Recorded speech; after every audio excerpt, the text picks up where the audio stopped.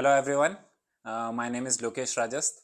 मैं 2018 and 2019 CGL से selected हूँ। 2018 से as a double AO and 2019 से मेरी ऑल इंडिया रैंक 24 थी और मैंने GST home state Rajasthan prefer किया था, बट मैं ज्वाइन नहीं कर रहा, डबल एओ हूँ, वो अलग रीज़न है। अभी आज हम बात करने वाले हैं यहाँ पे स्ट्रेटजी के बारे में। मैं ये अभिनव मेरे कलीग कम फ्रेंड हैं और इन्होंने मुझे बोला कि जो भी ये उनसे कांटेक्ट कर रहे हैं, जो भी सिलेक्टेड है, अच्छी रैंक लाए हुए हैं, तो अपने चैनल पे उनकी स्ट्रेटजी, अपनी जो हमने जिस तरीके से पढ़ाई की उसकी स्ट्रेटजी शेयर करने के लिए, कैसे हम कम समय में जो हमने अपना मैंने बहुत टाइम दे दिया पढ़ने के लिए, राइट? तो मैंने कहाँ टाइम वेस्ट किया, कहाँ यूटिलाइज प्रॉपरली किया, तो वो सब को उसका कट शॉर्ट करके एक समराइज वे में, ताकि कम समय में बच्चे कम चीज़ें मटेरियल पढ़ के इजीली सेलेक्ट हो सकें, इसके लिए स्ट्रेटजी मैं बताने के लिए आज यहाँ पर हूँ। तो चलिए टाइम वेस्ट नहीं करते हैं और सीधा मेन मुद्दे पे आते हैं कि चार सब्जेक्ट हैं। अब वैसे देखिए, अब अभी देखा जाए तो सबसे पहले हमने एक चीज़ नोट की कि 17 के बाद से, जब से टीसीएस आया 2018 से, पूरा पैटर्न ही बदल गया है। ठीक है, फिर अब लोग फैमिलियर हुए, 18 19 20 21 4 साल हो गए, अच्छे से सिमिलर पैटर्न में सब कुछ चल रहा है।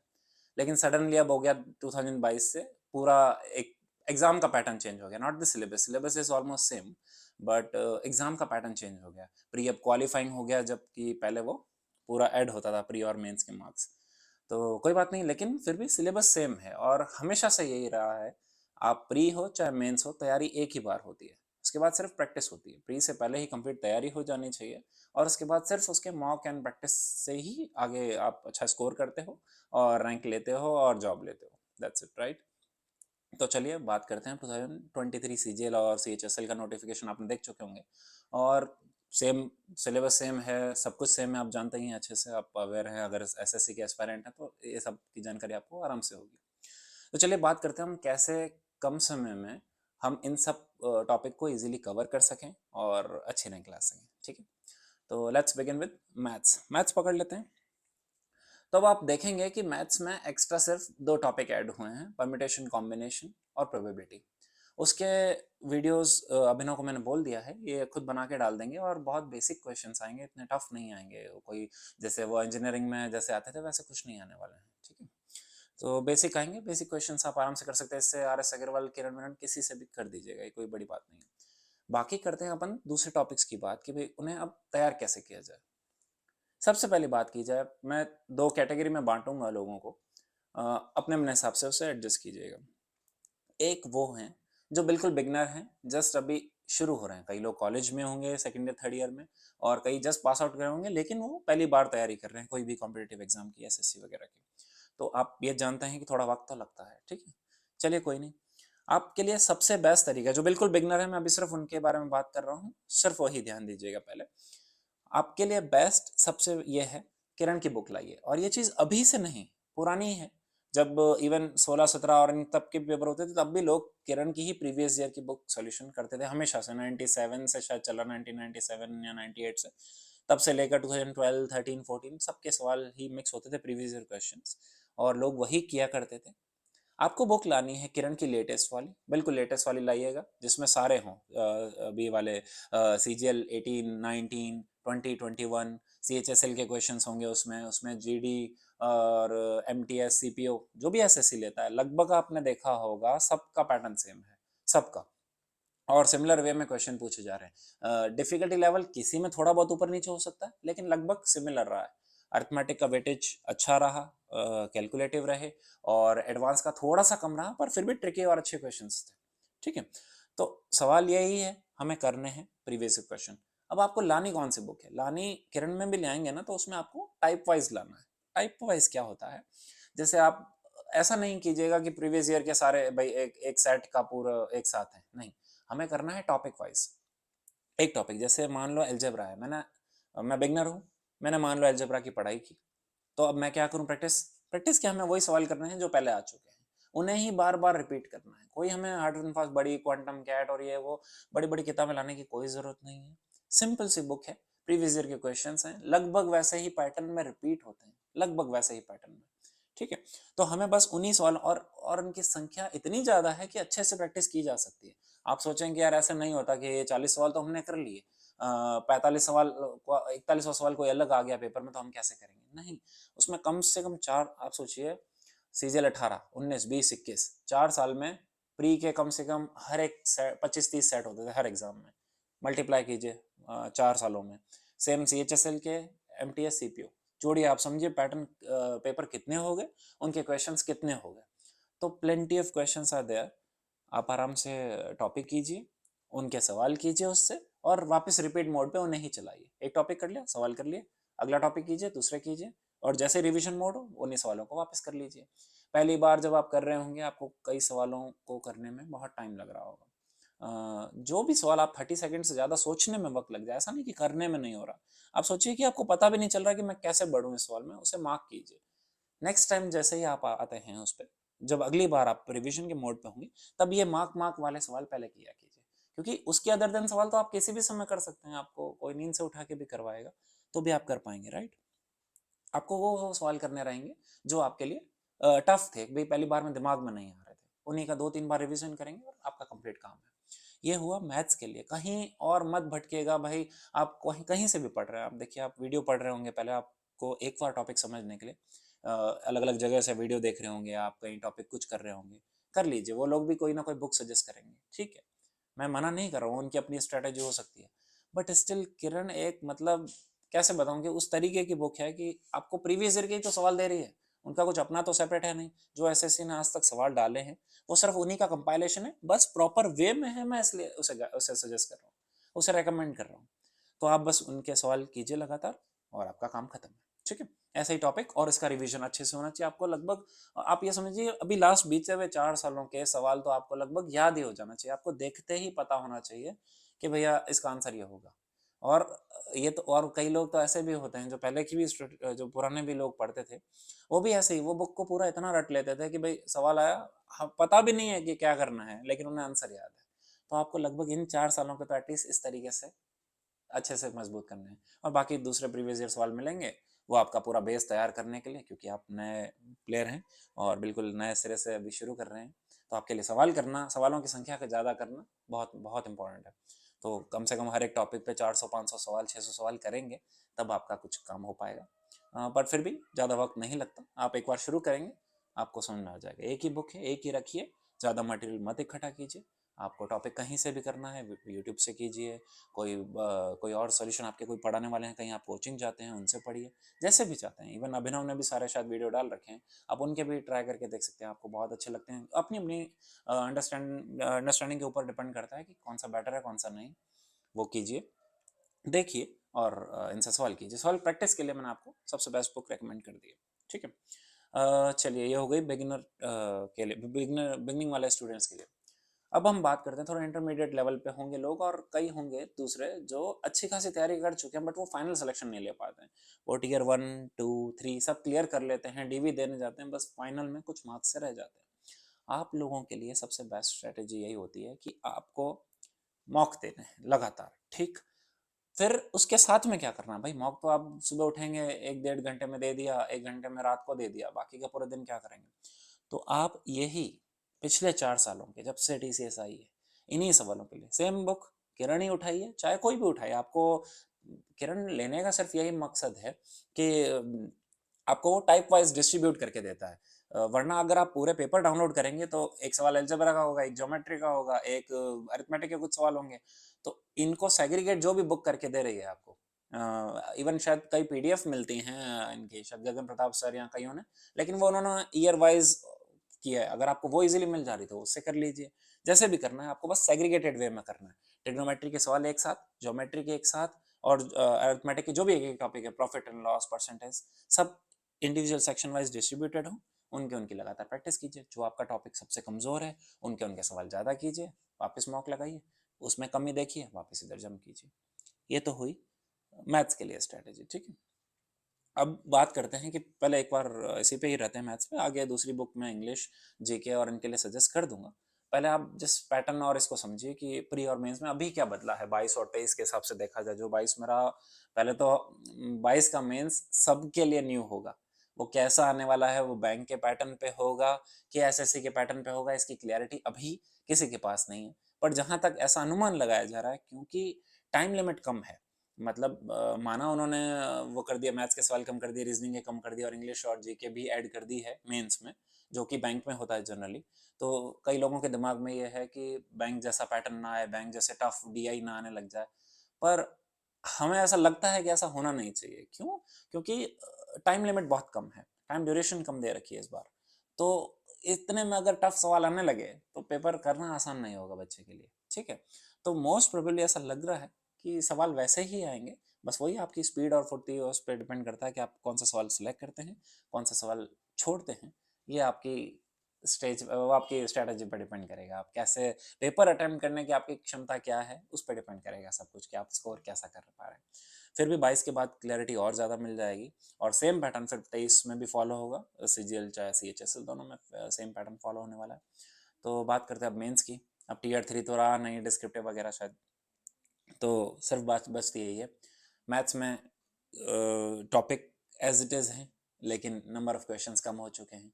तो आपका बस मुद्दा यही है, करने यही वाले सवाल हैं 4 साल लिमिटेड पीरियड में, यही सवाल हो पाएंगे अच्छे से। यही पिछले 4 सालों के सवाल कीजिए स्पीड से, इन्हीं के स्पीड से मॉक लगाइए और आपका काम खत्म। ये स्ट्रैटेजी सब में फॉलो करनी है। मैथ्स से सिर्फ पूरे पैटर्न की बात कर रहा था। चलिए अब नेक्स्ट दूसरे पे बात आते हैं, रीजनिंग पे। आप रीजनिंग में देखेंगे कि 2018 से पहले शायद रीजनिंग इतनी सिंपल आती थी कि अगर इंजीनियरिंग का या मैथ्स बैकग्राउंड का कोई भी बच्चा, इंजीनियरिंग से मतलब नहीं है, उसने कहीं अच्छे से अगर मैथ्स में थोड़ा भी अच्छा है, वो रीजनिंग के सवाल तो आराम से कर लेता था। 50 में से 45 सवाल तो वो इजीली कर पाता था, और 25 भी हो गए थे तब भी वो आराम से चॉइस 21-22 कर लेता था। जब से 18 से TCS आए तो भी लगभग रीजनिंग का पैटर्न सेम रहा। आप देखेंगे कि सिर्फ 5-6 क्वेश्चंस थे जो टफ पढ़ते थे। सब आप किसी से भी पूछिए, वो कहेंगे 25 में से मैं 19 कर पाया, 20 कर पाया, 21 कर पाया। और इवन जो एक्सपर्ट्स हैं वो भी 23 तक कर पाते हैं। वो 4 सवाल ऐसे आ गए हैं उनमें भी। क्यों? क्योंकि वो पर्टिकुलर 4 टॉपिक पे टफ सवाल आने लगे। Missing number, odd one out, ये वाले आप फंस रहे हैं। कोई बात नहीं, इसकी भी दिक्कत नहीं है। अगेन वही बात बोलूँगा, पिछले 4 सालों में आप देखेंगे बहुत सवाल आ चुके हैं, बहुत। इवन MTS और इनमें तो CPO के पेपर में शायद 50-50 सवाल आते हैं रीजनिंग के, और CGL और CHS में आप जानते हैं 25 और 25 क्वेश्चन हैं। लेकिन सेट आप जानते हैं कम से कम 30-30 सेट पर ईयर हुए हैं। आप इन सबको टोटल मारेंगे, बहुत सारे सवाल हो जाएंगे। अब आप रीजनिंग की कोई भी बुक लाइए, जो भी वही सेग्रीगेटेड हो, टॉपिक वाइज हो। शायद क्यों मैथ्स वाले ने कैसे निकाली है, मैंने उनकी बुक देखी नहीं है। किरण में जरूर, किरण अपनी सारी बुक्स को वो बनाते हैं, टाइप वाइज बनाते हैं। यहाँ इसके अलावा शायद पिनाकल वगैरह भी होंगे, उन्होंने भी अगर topic wise type wise distribute किया हुआ है कि भाई ये ऑड वन आउट वाले सवाल हैं, ये मिसिंग नंबर, ये इनके ऑड वन आउट, और जो भी दूसरे दूसरे टॉपिक्स हैं, डाइस और दूसरे वाले जो भी सवाल हो, टॉपिक वाइज अगर डिस्ट्रीब्यूटेड है, आपका जो कमजोर टॉपिक है सिर्फ उसे इन बुक को पूरा सॉल्व करने की जरूरत नहीं है। आप इवन इनके लिए तो मेरे ख्याल से शायद बुक खरीदने की भी जरूरत ना पड़े। एक बार आप प्रीवियस ईयर के ही सवालों को वैसे लगा पाएं तो भी बेहतर है। आपको लगा नहीं है पिछले 4 साल के ही, कोई और पुरानी बुक, कोई और दूसरी चीजें नहीं करनी। इनमें इतने सवाल हैं कि आप इन्हीं को रिपीट मोड पे डालेंगे ना, आपका प्री और मेंस इजीली निकल जाएगा। और अब ये बहुत अच्छी बात है कि मेंस में भी रीजनिंग आ गई है। जहाँ मेंस में पहले सिर्फ मैथ्स और सिर्फ इंग्लिश थी, लोगों के लिए 2 फोबिया होते थे। कई जो बच्चे मैथ्स में अच्छे हैं वो इंग्लिश में कमज़ोर होते थे, कुछ इंग्लिश में बहुत अच्छे थे तो मैथ्स में कमज़ोर होते थे। अब उनके लिए एक एडवांटेज आ गया रीजनिंग वाला पोर्शन। वो रीजनिंग में अच्छा स्कोर कर सकते हैं आराम से। रीजनिंग में ठीक है, कुछ सवाल डाल देंगे, टफ डालने दो, पर बाकी सवाल तो अपने अपने लॉजिक और अपनी एक्सपर्टीज पे है, आराम से हो पाएगा वो रीजनिंग के भी सवाल। आप कीजिए यही प्रैक्टिस के लिए पिछले 4 सवालों के सवाल, और प्लेंटी ऑफ क्वेश्चन आते हैं, आप इन्हें ही कीजिए, आपका काम खत्म है। ठीक है, कम पढ़िए लेकिन अच्छा पढ़िए और काम का पढ़िए। ठीक है, मैथ्स होती है, रीजनिंग होती है। अगेन इंग्लिश पे आते हैं। इंग्लिश के लिए सब जानते हैं, रामबाण बुक है नीतू सिंह मैम की, प्रिंट टू पैरामाउंट करके। वो आपकी ग्रामर को सुधारने के लिए है, पर मुझे नहीं लगता कि जो इंटरमीडिएट लेवल पे या एडवांस लेवल पे उनको शायद उनकी बेसिक तो अब वो नीतू सिंह तो पढ़ के एकदम एक्सपर्ट हो चुके होंगे। तो आपका सिर्फ वही काम है, पिछले सालों के सवाल कीजिए। और ये अभी के लिए नहीं, इवन TCS आए चाहे ना आए, उससे पहले से ही इंग्लिश के सवाल हमेशा से ऐसे रहे हैं, रिपीटेशन पे ही रहे। इवन कोई टाइम में तो पहले क्लोज टेस्ट और पैराग्राफ तक रिपीट होते थे। आपको कई पेपर में ऐसी सिमिलरिटी दिखा सकते हैं। पर अब जैसा भी है आएगा वही, सवाल वही आ रहे हैं। आप वोकेबलरी की बुक क्यू मैथ्स के ले लीजिए, वो क्या आती है, ब्लैक बुक आती है, आप उनका कंपाइलेशन है एक साथ, तो आप वो कर लीजिए। आपका वोकेबलरी करना है, जो भी ग्रामर का पोर्शन है और रटने वाला पोर्शन है वो सब आप कीजिए। कॉम्प्रिहेंशन नॉलेज के लिए जो समझ, भैया अपन कई लोग क्लोज टेस्ट में फंसते हैं, पैराजम्बल में फंसते हैं और पैराग्राफ वगैरह में फंसते हैं। क्यों? क्योंकि पैसेज में क्यों फंसते हैं, क्योंकि उन्हें इंग्लिश की समझ नहीं है। ठीक है, एक बुक रट ली, ग्रामर के रूल रट लिए, यहाँ तक ठीक है, वोकैबुलरी रट ली, ठीक है, पर आपकी अगर इंग्लिश की समझ नहीं है, आप इंग्लिश में बहुत अच्छा स्कोर नहीं कर पाएंगे। और आप देख रहे होंगे लोग 200 में से 190 और ऐसे ऐसे स्कोर कर रहे थे अभी तक टिल 21, राइट। अब पैटर्न चेंज हो रहा है। क्यों कर रहे थे? क्योंकि उनकी इंग्लिश की समझ अच्छी है। आधे से ज़्यादा हिस्सा कॉम्प्रिहेंशन का है। तो आप उसके साथ में अपनी कोई भी रीडिंग जारी रखिए हमेशा। जो लोग न्यूज़पेपर पढ़ते हैं वो उन्हें तो कंपलसरीली न्यूज़पेपर पढ़ लेनी चाहिए। अपना जो भी ज़्यादा समय ना व्यतीत कीजिएगा, 1 घंटा मुश्किल से पूरे दिन में, वो आपकी थोड़ी बहुत जीके भी नॉलेज तैयार कर देगा, करंट अफेयर टाइप्स, और साथ ही साथ आपकी इंग्लिश को भी सुधार देगा। वो समझ, जो इंग्लिश की समझ है, आप उसे डेवलप कर पाएंगे, तभी ही आप इंग्लिश में नंबर अच्छा स्कोर कर पाएंगे। सिर्फ रटने से मेरे ख्याल से 200 में से 150 लाए जा सकते थे आज तक, उसको 200 तक पहुंचाने का काम कॉम्प्रिहेंशन नॉलेज करती है। ठीक है। अब थोड़ा सा सवालों के मार्क्स 3 गुना हो चुके हैं और नंबर ऑफ क्वेश्चंस कम हो चुके हैं, लेकिन आएगा तो रफली वही, राइट। कुछ ग्रामर के पोर्शन आएंगे, कुछ ये कॉम्प्रिहेंशन वाले आएंगे, कम हो जाएंगे नंबर ऑफ क्वेश्चंस, लेकिन आएगा यही, right. Passive voice, active voice, indirect, direct, वो तो सब उस बुक में है, plaint of Paramount, volume 1 volume 2 जो भी है। और बाकी जो नॉलेज है वो आप आराम से थोड़ा पढ़ते रहेंगे और मॉक टाइम टू टाइम देते रहेंगे, आपका काम हो जाएगा, राइट। यहाँ तक आती है आपके इंग्लिश की खत्म बात हो गई, रीजनिंग खत्म हो गई, मैथ्स की खत्म हो गई। अब आते हैं सबसे बड़ा जो सवाल है जीके का, लोग कहाँ से पढ़ें, कैसे पढ़ें। आप अब सबसे पहले एक चीज़ नोट कीजिएगा कि जीके में एकदम रैंडम सवाल आने लगे हैं कई सारे। भाई ठीक है, कुछ करंट अफेयर के सवाल, ये अच्छा है कि करंट अफेयर का वेटेज बढ़ा है, तो आपका ये तो है कि अब 6-7 महीने का कम से कम करंट अफेयर पढ़ के जाइए। और अब तो आपका करंट अफेयर पढ़ के जाना यूं क्रूशियल है कि वो प्री के साथ साथ मेंस में भी उसका मार्क का वेटेज हो गया है। पहले तो लोग जीके छोड़ के भी चले जाते थे, अब आप एटलीस्ट ये ना कीजिए, करंट अफेयर अच्छे से करके जाइए, ताकि आपका वो प्री और मेंस दोनों में हेल्प करे। ठीक है, इसके अलावा क्या करना है, ये तो ठीक है भाई, सिर्फ करंट अफेयर के कुछ क्वेश्चन होंगे वो हो पाएंगे। इसके अलावा क्या है, अब आप एक चीज देखिएगा, कई लोग होते हैं, लूसेंट एक बुक है, आप सब जानते भी होंगे इसके बारे में, बहुत बेसिक बुक है, लेकिन कई लोग उसको रट पाते हैं, कई लोग नहीं रट पाते हैं, जो 1-2 बार रीडिंग कर लेते हैं। कई लोग होते हैं ऐसे, भाई रीडिंग करे जा रहे हैं, भले उन्हें समझ में नहीं आ रहा, फिर भी वो रीडिंग करे जा रहे हैं। पहली रीडिंग में उन्हें कम समझ में आता है, लेकिन जैसे दूसरी और तीसरी रीडिंग करते हैं उन्हें अच्छे से तैयार हो जाती है, कई लोग कर लेते हैं। लेकिन मुझे लगता है कि ये थोड़ा सा टफ है। इससे बेटर ये है कि आप जीके की बुक लीजिए, कैसी वाली। जीके की भी मैं टॉपिक वाइज बोलूंगा, एक पहले राकेश यादव सर की आती थी, अब मुझे नहीं पता, अभी लेटेस्ट एग्जाम एकदम लेटेस्ट किसी क्या किरण ने टाइप वाइज या टॉपिक वाइज डाली है। अगर उन्होंने टॉपिक वाइज डाली है किरण की बुक, तो और अच्छी बात है कि किरण का हमेशा से ये स्ट्रेटेजी रही है, वो टॉपिक वाइज डिस्ट्रीब्यूट कर देता है। अगर वो बुक आपको मिल रही है तो वो बेस्टेस्ट बुक है। क्यों? क्या कीजिएगा, आपने मान लो बायोलॉजी पढ़ने जा रहे हैं, बायोलॉजी में एक टॉपिक पढ़ा आपने, सेल। ठीक है, तो आप क्या कीजिए, जैसे मान लो सीधे क्वेश्चन पे आइए, बुक उठाइए, सीधे क्वेश्चन पे आइए। पहला टॉपिक आप देखिए सेल है, यूट्यूब पे जाइए, कोई भी सेल के बारे में आप एसएससी करके, एसएससी सीजीएल के स्ट्रेटेजी या एक टॉपिक भाई सेल के बारे में, कहीं से भी कोई डिस्कवरी, बायजू के वीडियोस हो, कुछ भी हो, 5 या 6 मिनट का वीडियो होता है और उसमें आपको पूरा टॉपिक को एकदम 3D डायमेंशन में दिखा के, 3D व्यू में दिखा के आपको एक्सप्लेन कर देंगे और आप कभी भूल नहीं पाएंगे। वहाँ हो गया, एक झटके में वापस आइए, सवालों को कीजिए, ये आपका एक टॉपिक पूरी लाइफ के लिए तैयार हो जाएगा। ठीक है, सिमिलर अगला टॉपिक कीजिए, फटाफट उससे कीजिए। और चलो मान लो कई बार कई टॉपिक नहीं भी समझ में आ रहे, गोली मारिए, आप सिर्फ क्वेश्चंस कीजिए। आप ये देखेंगे कि जब हम क्वेश्चन आंसर करने की कोशिश करते हैं, तो उनकी जब आप उन क्वेश्चन आंसर करने की कोशिश करते हैं, याद रह जाते हैं ऑप्शंस। तो जब पेपर में आएगा, मान लो सवाल याद ना भी रहे, लेकिन ऑप्शंस टिक हो जाते हैं। तो आप उन्हीं क्वेश्चंस को बार बार करते रहेंगे ना, 2 बार 3 बार भी अगर एक बार आपने वो कर ली बुक, आपका काम खत्म है जीके में, फिर आपके मार्क्स नहीं रोक पाएगा कोई, आराम से नंबर आएंगे। आप बस उन सवालों को बनाए रखिएगा।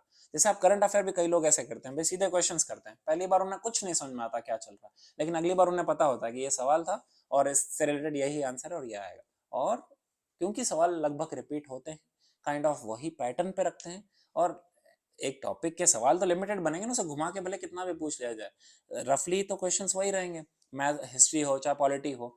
तो आप वही एक टॉपिक वाइज कीजिए, पॉलिटी एक साथ पढ़ लीजिएगा, पॉलिटी के शायद डिस्ट्रीब्यूटेड नहीं होता है इंडिविजुअल, तो ल्यूसेंट में बहुत ही कम पेज है, उसमें बहुत ही लिमिटेड पेज है। आप उसकी हिस्ट्री कीजिए, पॉलिटी कीजिए, और सारे के सारे एक साथ हो जाएंगे। हिस्ट्री में आपको टाइम लगेगा, वो आप टॉपिक से कीजिएगा, बहुत अच्छा है उसमें, अगर टॉपिक वाइज सेग्रीगेटेड है तो आपको बहुत हेल्प करेगा। ये साम्राज्य, मौर्य साम्राज्य, मुगल डायनेस्टी अगर आ गई, सल्तनत काल आ गया, तो उसके ऊपर जो सवाल है इजीली करते जाइए, हो जाएगा आराम से। लेकिन मैं कहूँगा पहले आप अपने तीनों वो सब्जेक्ट प्रिपेयर कीजिएगा, फिर ही जीके पे जंप कीजिए।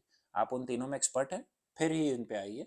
और इसमें भी आपका मेन पहला टारगेट करंट अफेयर है, उसके बाद बाकी सब टॉपिक्स हैं, ठीक है। और उसमें भी आप सीधे सवालों पे जंप कीजिए, मेनली प्रीवियस ईयर वाले। और इसमें भी अगर आप यहाँ से चलेंगे 21 से 18, मतलब पीछे चलने की कोशिश करें, पहले 21 वाले शुरू करें और बैक टू बैक पीछे जाते रहें, ताकि आप मान लो आगे चल के एग्जॉस्ट भी हो गए कि हमें और नहीं करने, तो एटलीस्ट 18 तक के किए हुए होंगे और यही पैटर्न में सवाल रिपीट हो गए, आपका आराम से काम हो जाएगा। और यही है सब कुछ जीके के बारे में भी। आप इन्हें ही कीजिए, बहुत ज़्यादा समय जीके को पहले ना दीजिए, पहले आप बाकी के ही तीनों सब्जेक्ट को दीजिएगा। That's it from my side. ये मेरी स्ट्रेटेजी रही है और यही हमेशा चलती है। ये मैंने ओवर द पीरियड, ये कई सालों में मैंने बहुत से स्टूडेंट से बात की है जो पहले सेलेक्ट हो चुके थे मुझसे, जो मेरे साथ सेलेक्ट हुए हैं और जो मेरे बाद सेलेक्ट हुए हैं। इन सब की लगभग स्ट्रेटेजी यही रहती है। तो आप भी इन्हें ही फॉलो कीजिए और अच्छा रिजल्ट देखेंगे आप। इसके अलावा अगर आपको और कोई क्वेश्चंस हैं, मैं अभी अभिनव के साथ हूँ, अभी 15-20 दिन, महीना भर हम लोग हैं एक साथ। कोई भी टॉपिक पे या किसी भी चीज़ पे आप लोगों को कोई भी डाउट हो, कुछ पूछना है, कुछ भी चाहते हैं, यहाँ पे कई लोग, हम लोग सब कलीग्स हैं जो ऑलमोस्ट सारे सिलेक्टेड इसी में ही है। कोई अच्छी रैंक के साथ सिलेक्टेड है, डब्ल्यू ऑल इंडिया रैंक 1 यहाँ पर है, 417 अच्छे रैंक वाले यहाँ पर हैं। और इवन ये 1920 से भी सिलेक्ट हुए हैं। तो आराम से जो भी स्ट्रेटेजी चाहेंगे या कुछ और सवाल पूछना चाहते हैं, आप कमेंट सेक्शन में बताइए किस टॉपिक पे आप वीडियो चाहते हैं, और वो सब आराम से अवेलेबल करा देंगे अभिनव। बता दीजिएगा आप, ठीक है। चलिए, thank you so much, bye.